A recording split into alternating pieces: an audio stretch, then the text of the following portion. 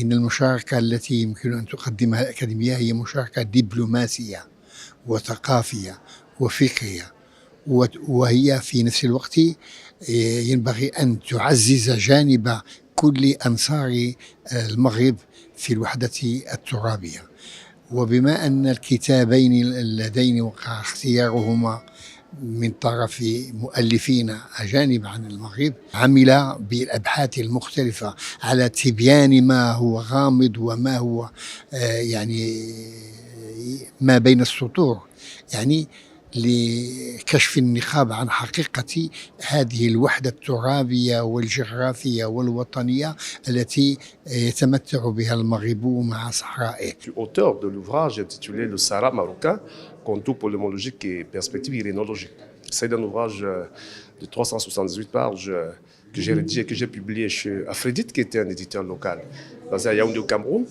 Donc l'ouvrage en réalité c'est le résultat de 4 années de recherche sur la question du Sahara, surtout qu'en réalité, au regard des années 40, il était important de révéler les contours de ce différend artificiel au public africain, averti et non averti. Tant que l'initiative marocaine pour la négociation du statut d'autonomie pour la région du Sahara, qui date de 2007, est donc une approche irénologique efficiente, pertinente, que le Royaume du Maroc a bien voulu élaborer, qui est acceptée à la fois par l'ONU et puis par plusieurs organisations internationales. Donc, au regard de la dynamique actuelle, au regard j'allais dire, de l'extrémisme violent, au regard de la contrebande autour du Sahara, il est important aujourd'hui justement de révéler les contours de ce conflit qui malheureusement est entretenu par un État voisin du Maroc, à savoir l'Algérie. Donc l'ouvrage justement s'achève justement en présentant justement l'initiative comme étant une solution politique juste, consensuelle, qu'il importe aujourd'hui à la communauté africaine et à la communauté internationale de soutenir. Ce nouveau livre, Rethinking the Sahara Dispute, donc, qui est un livre d'abord paru en anglais, est un ouvrage collectif d'universitaires, de personnalités politiques, de diplomates, dont le but est d'offrir un nouveau regard sur la question du Sahara marocain, de dépassionner le débat, tout en pointant les responsabilités de l'Algérie dans la manipulation du Polisario, et également en adhérant au principe de l'autonomie proposée par Sa Majesté le roi Mohamed VI et par le gouvernement marocain.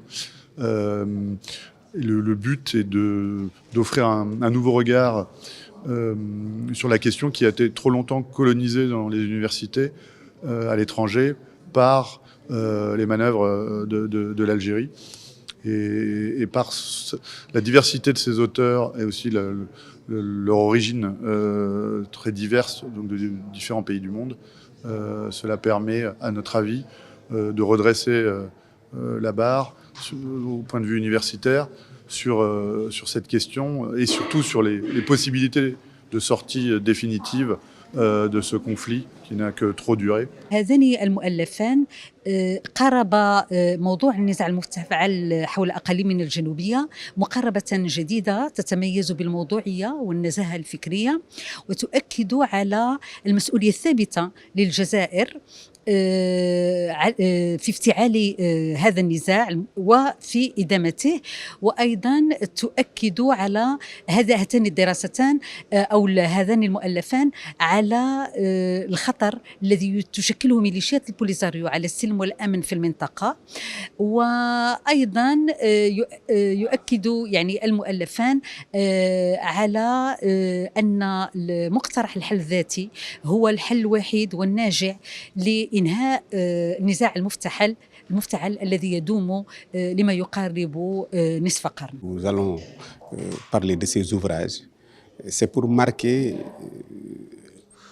le virage définitif, un virage définitif dans la procédure qui doit conduire à l'autonomie du Sahara. Il n'y a plus de tergiversation, il n'y a plus de recul en arrière.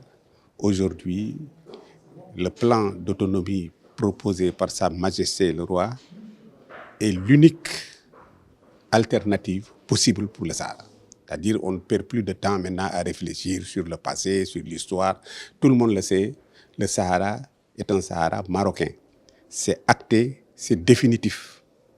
Maintenant, la finalité de tout ça, l'objectif principal, c'est de voir comment mettre en œuvre ce processus qui doit aboutir à cette alternative-là, c'est-à-dire l'autonomie du Sahara.